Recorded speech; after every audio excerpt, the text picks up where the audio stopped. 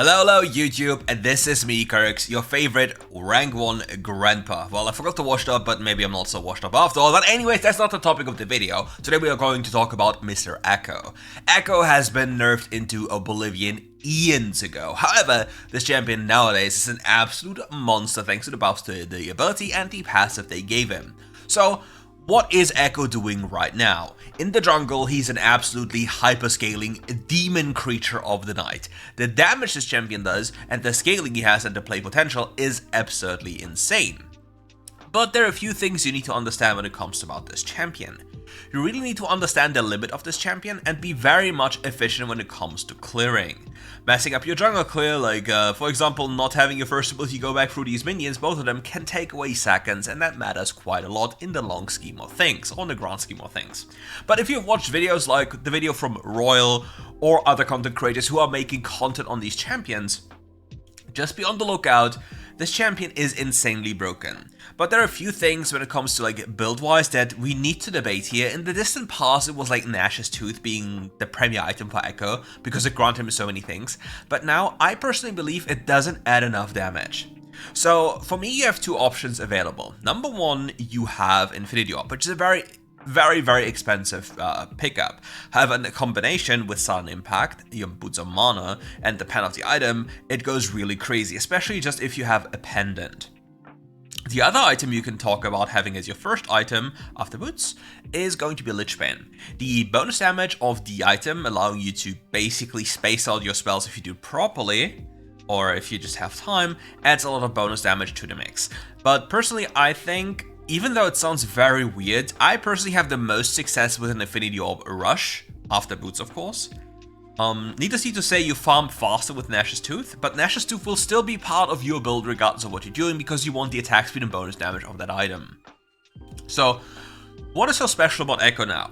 He has a faster clear than in the past. He is very powerful in the sense of setting up plays. You can go for these cheeky little plays here, where you just go in deep and try to go for a play and just hope that your all-in support actually all-ins for you. And now, my all-in support finds a very interesting situation to go in, and this will not end well. The Surveyor is surveying the enemy's actions. Lydia now makes her appearance. We turn around to hit the minion to hit level 5. We hit level 5, we insta-ult to just deal some damage, but it's just not enough. But well, Leona was an interesting approach here. She didn't want to do anything earlier to this play, and then she just goes in. Now we have the 4-man bot lane. Insanity. Poor little AD carry suffering the consequences of, well, still little supports. I mean, technically speaking, I think in this mode I said, it's a Leona with heal. I should have known. I should have known. I think I said these words, but yeah. Don't forget there's a code in this video, like a skin code, so grab them. I put the video on the premiere, so your little demons can't just yoink it instantly. Also, I have a Yone gameplay, and this one, the Yone gameplay is a loss because I didn't record the other games I played on Yone. However, it's a loss, but it's basically a loss when all my lanes are heavily losing. Do you want to see this video and generally like see how to play from behind? I mean, it's necessarily not playing from behind, it's just, you know, fighting off the demons and more demons at the same time, while fighting the voices inside your own head to not go crazy. Because yeah, this game was crazy, and most of the games were kinda crazy. Anyways, back to this video. With Ekko, you want to be relatively creative in placing your second ability relatively far behind the enemy. Ideally before you go in. Why is the reason? What is the reason for that? Okay. Your second ability can be utilized as a block in terms of movement. The enemy can't magically walk through it because if they do, they might get stunned instantly, so they have to maneuver around it. Even if they're not at a threat of getting stunned by you, this zone still slows as well. So these are the things you have to keep in mind when you play against Ekko, because these things can really get you instantly killed, and the moment you're getting stunned by an Ekko is usually the moment you die. It feels akin to a Pike stun with 5000 lethality, so yeah. But when it comes to AP jungles, you really want to be efficient with farming. People always go for these troll gangs and these force gangs without even clearing their jungle, and they fall behind so hard if they don't find any success. Lono goes in this time, we find a good opportunity, I go close, I still get rooted by this. I feel so absolutely scammed. You have no idea how scammed I feel. Lux uses her root for fun. But yeah, I feel dirty right now that this actually stunned me. So yeah, with the things happening as they happened, it's better for me to just go for the dragon as well as Lilia dying, so I can actually go for both. So my idea for this play was, to give you some context, I wanted to abuse my all-in bot lane to get a big gold lead, and then utilize this big gold lead and this pressure on this side of the map to just insta-kill dragon, and then also to contest Herald at the same time. Ideally, that is the ideal plan. Obviously, it doesn't always go well, but if you have a game working out well for you, and you believe you have the power levels in the terms of champions, like even if your bot lane is relatively behind, there's still Leona and Samira, and they deal a lot of damage. Looking for an angle here with the Lilia, have to be a little bit patient, going in now, see the burst on that champion, just with the pendant, and obviously the boots of mana, it's so much damage, you have to that didn't kill. Man, depression is a word that was invented after seeing this pathetic little HP left. Lilia just walks up again. I don't know why. Now we have the Yasuo. We have to run circles and be very much outside of his radius to not just get knocked up. Have to play it slowly. Have to go for the kill on the eye here. We secure the Herald, but we fall for it. It's okay, I think we got rooted at the end, so we couldn't ult. Yeah, we got rooted by the Blade Caller, but it's an okay death, or the boss would say good death, because we secured the Herald. If we get just one kill and we lose the Herald, it's already bad for us. But we managed to make kind of a good thing of this death, even though the situation... Look at the moves! Bro is moving. He has the moves.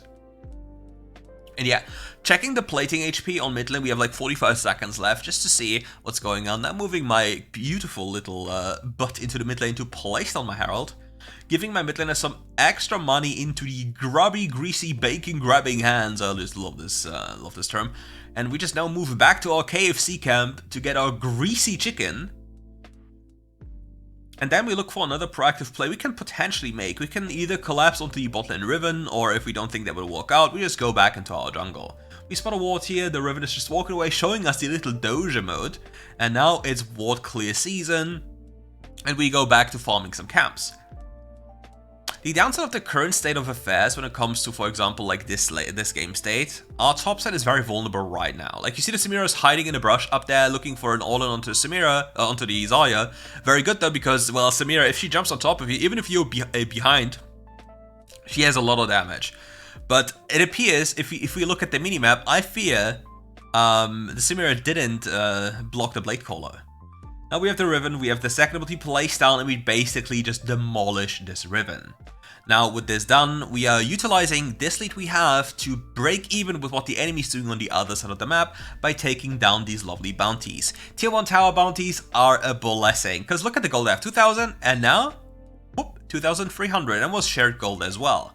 And now I'm going to make a play here as well. I just need to be really careful against the Yasuo, need to pick up my shield, I need to play it slow, use the Mundo to tank for me. I do not want to be the one tanking the Yasuo, because the DPS he does is way too high. So I'll just dance around waiting for my cooldowns to then properly punish the enemy. And look at my gold count, I could go for another play here, but I really do not want to, because too much gold in the pocket doesn't net me any benefit if I go for a play, because the gold lead I have is just in my pocket, not in my inventory.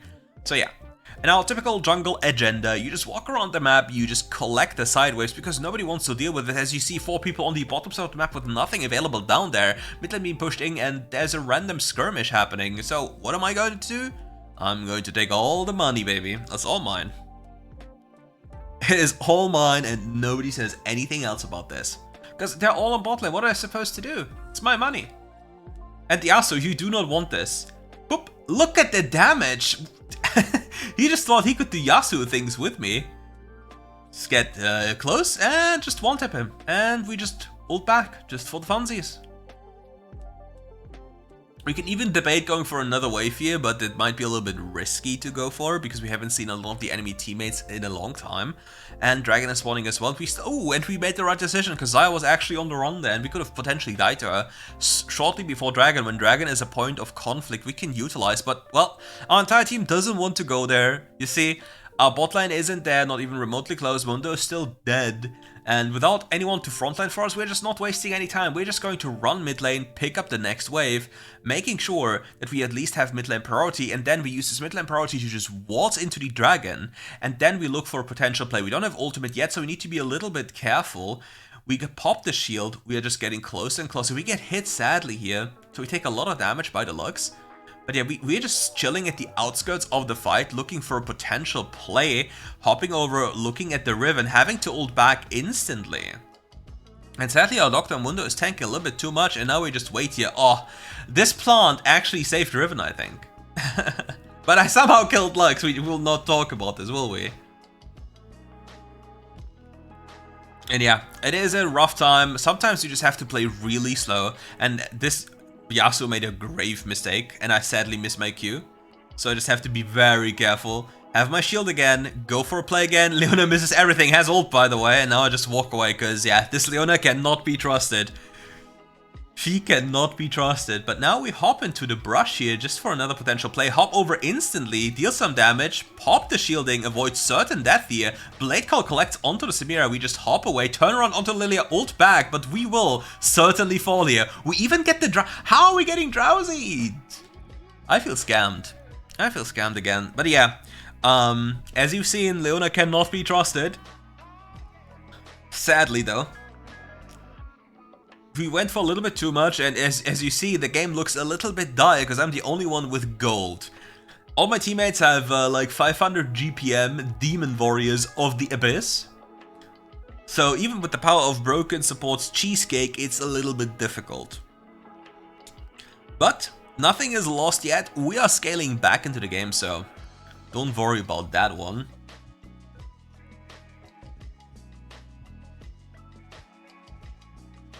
We have our Rabadons in like 30 gold, so sitting in base feels really bad, but you gotta do what you gotta do. Especially if this item grants you so much AP. And now it's picked up. And we have 500 AP. Nah, you do not want to do this against an Ekko, my friends. That is something you don't want to do. Because now they'll all group up. Stun is coming in, we hop into this little pit and we look for a play. We just one-shot the Nasher. We sadly ult on the spot so we don't get out instantly. And we hop out because Xayah still has ultimate, so we do not really want to engage into another fight. And we just have to leave. We just have to survive and everything is fine. Sadly, this is going to be really awkward. Now we get the last. Look at the damage from just the auto tag. Now the deer is coming too close and just disappears instantly. And we look for another angle. This Lux still has flash, if I'm not mistaken. And she tries to get away. But we hop into the minion now to get closer. Now we have to avoid her next binding, so we just dance around her. We just look at her and we get the sidestep, and now she's gone. And this is the entire turning point of the entire game. Keep that in mind, guys. If you play against it, oh, there's a Yasuo. He does so much damage. Hop over the wall, hop behind him, and then we get him killed. But Yasuo does so much damage, you have to be really careful about this champion.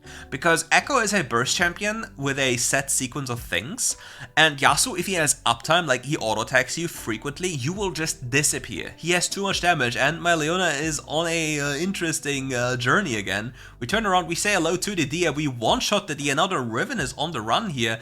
We misclick ult because we are old goofy goobers. But it's not lost yet, so we just keep on chasing after them. Leona survives this play, the Orianna misses the shockwave. Not too much of a problem though. And we are hiding behind the wall to just see if the enemy makes a mistake, and now you're seeing I'm going for Nash's Tooth. So, why am I looking at a Nash's Tooth right here, and why am I looking at Riftmaker? So Nash's Tooth is going to help me to deal even more damage since I have so much AP, 669, funny, and it grants me ability haste, and it helps me to proc my passive even faster, because it matters so much to actually hit my passive as fast as possible in the fight, because if I get locked down, CC'd by anything, I might just die. It's also kind of grief that I don't have QSS already when the game is in a state like this, because if I die, my game is lost. So QSS is very much required, so I'm just allowed to press my ult. So I can bait enemy cooldowns, press my ult, and then see and hope for the best. Lilia is walking dangerously close for whatever reason, because if she gets too close, she just instantly dies. Like if I jumped onto her, if I got onto her, she just dies. And my team is having fun in the mid lane again. It's okay, but let's see if I can find an angle here. Jumping close, getting Xayah ultimate relative. Ooh, gets her flash. Playing this assassin-like gameplay is very mentally taxing because you're not allowed to make a mistake, right? If you jump in, you either get the kill instantly or you're the one dying. So you have to always look out, see the Riven here, say hello to my little friend, go for a quick combo, ulting back just in case to be sure that she doesn't just randomly one-tap me. Because if I'm below 60%, she could just instantly kill me, and that's something I have to really be careful about. And now we just do Operation Run Around, not showing ourselves, going for the execute, avoiding, just playing with the enemy, just utilizing vision around them. I'm just playing it small, like slow and collected, waiting for another ult cooldown until we go in again. We get hit by the Yasuo ult and this fight is going to be very difficult. We get one kill, Lily's about to turn around, but we ult onto the Xayah who didn't pay attention to our shadow, so we get a turn on her. And if Lilia walks too close, we just kill her instantly, but the Riven is pushing side lane, so we have to walk there as fast as possible to deny her the access to this stupid inhibitor. Because yeah, you have to do most of the things on your own, and it's very difficult. That's one of the reasons, for example, I lost the Yone game, which I will show you next time. Because you have to do so many things and it's so difficult, and now you see Riven ult, and now it gets very dangerous, right? If she hits me with Q3 there, I just die. Because she can just use ult and Q3 at the same time and it's too much of a risk, but with this done, I can just kill her. Because she didn't understand what the risk of my champion is, whereas I understood what the risk of her champion is. How can I play against her, what can she do about me, and what can be done in the grand scheme of things. And now I'm not picking up Crown. Nope, I'm gonna pick up Riftmaker. I want more damage, I want some extra sustain added to my bloodline, so I can go in and out of a fight without a big problem. And yeah, it's going to be a tough battle again. Farm is no longer necessary for me. Find the Lilia, wanted the Lilia, goodbye, and we just go out again instantly. That's AP late game champions. We love them. You just one-shot everything that isn't a full tank. So yeah, we have a 14-second window we have to play around before we can make any kind of crazy play. But with Lilia dead, we can hopefully just do Nashor. Maybe one day we can. Just hopefully we are not the one tanking. Leona walks away to zone off people, but we get the Baron debuff now, so it's not necessarily a good trade for us, because with the Baron debuff we deal so much less damage and it's so much harder for us to play the game. And it's just no point. Dr. Mundo is looking for like a flank? What is he tanking for? Because it doesn't really make any sense. We look for another play here. We find the Yasuo. We just say hello to my friend Yasuo and he just instantly dies, and now we look for another one. Hop over the wall, find the Xayah. We don't QSS, we QSS too late. If you look closely and if you slow down, you see how I press R, and they're like, why can't I ult? And then I press QSS and then I don't ult. And you see, my entire team is going to die. Number one will fall. Yep. Is another one gonna die? It's always like this. And just make sure I did it a little bit too slow here. This could matter. I swapped my enchantment to teleport just to be ready, just to have it. Because the enemy is going to go for this kind of play, and I need to just hopefully be there on time. They just have to play for time, have to deal damage for the enemy, against the enemy. They have a good, like the Riven left pit, they secure the Elder because they didn't kill the Lilia, even though they had everyone close to them. And they're actually losing. It just doesn't make sense, so I just swap back again. And this entire game is on its head again, when it could have been so unbelievably easy. But yeah, we're gonna pick up the blue buff for more ability haste. Making sure we have more abilities makes life a lot easier on Ekko, because abilities are kind of everything on this champion. We have to find a pick, and we have to find a solution for the enemy's stupidity and my own team's recklessness. We see Riven. We can't really kill her. We need to be really careful about the Elder. She's here. She has popped ult. We go close. We just ult back instantly, because if she auto attack ults us, we might just instantly die. And we don't want to take the risk. We just don't. We don't have to. And we just pick up a bit far mid lane. Doesn't really matter. We just want to clear the waves. Need to be careful about this brush here, because you never know who's in there. And we have to be really careful until we have ult again. Your ult is your lifeline, your ult is your playmaking tool, and this will help you deal a lot more with enemy champions. We just find the Lux nearly dies instantly, we just walk it off again because we don't want to get too greedy at this point. Yasuo gets close, we find the Yasuo, we one-tap the Yasuo, we ult back instantly because we do not want to take chances. We don't want to take chances, we need to just immediately go out on our Mundo dies in mid lane again. We have to do everything ourselves, but we can. We hop around the corner, we hope we see Xayah, but Xayah walks away as if there was vision close to that brush. If there was no ward, she would have instantly died, because have fun reacting from Fog of War. Going on to that deer, we want to play it slow, we don't want to walk too close, because you never know what happens to you, instantly getting the Xayah ult, and now we just walk it off again. The shielding is quite immense we have, it's absolutely insane how big the shield is. But we are still going to instantly die if we're getting it, that is the crazy thing. We find the Lux is overextended on the side, everything is fine, now we see the Xayah, we space around, we look for potential plays, the enemy spots us, we hope for the Xayah to make a mistake, but she doesn't, so we just pick up the mid lane again so it doesn't push into our tower. We don't want to give them the opportunity to take multiple things at once, so we are just very carefully dissecting this map. Popping the sweeper to just walk close to these brushes, just in case somebody's hiding anywhere, we use our E preemptively when our sweeper isn't in range yet. And then we look for a potential fight around Nashor, or we just pick up Nashor. Lilia being spotted top left, Orianna nearly dying, we pop the plant for her, but she's not in range to pick it up.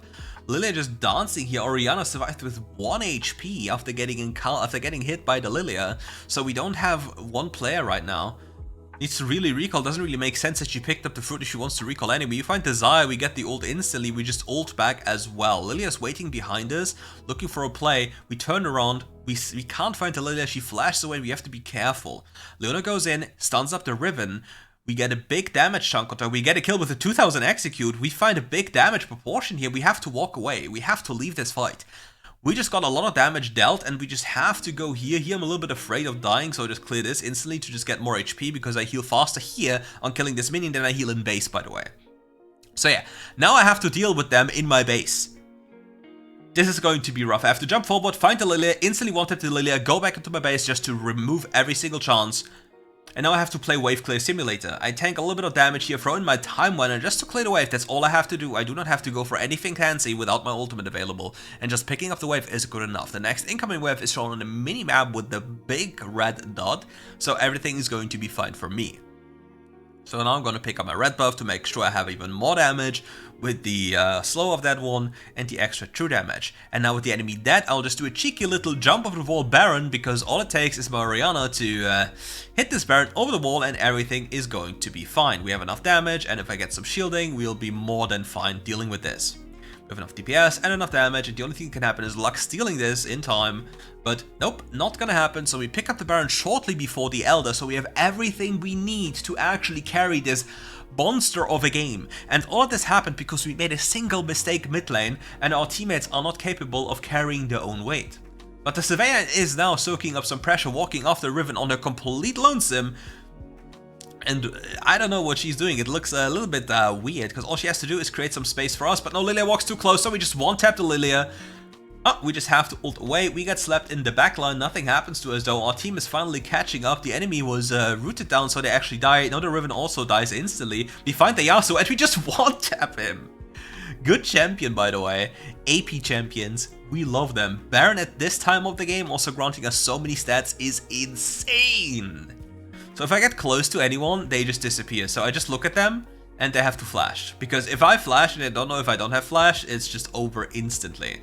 And yeah, we just end the game with this. And if you like this video, leave a like. In the description is everything you need to know for the code. And don't forget to leave a like, a comment to boost the algorithm. And we'll see each other for more RiftGuides content very soon as I'm uploading more and more videos, more and more different types of videos. And if you enjoy this, make sure to let me know. And let me know if you want to see the Yona video. Anyway, thank you all for watching. See you soon. Goodbye.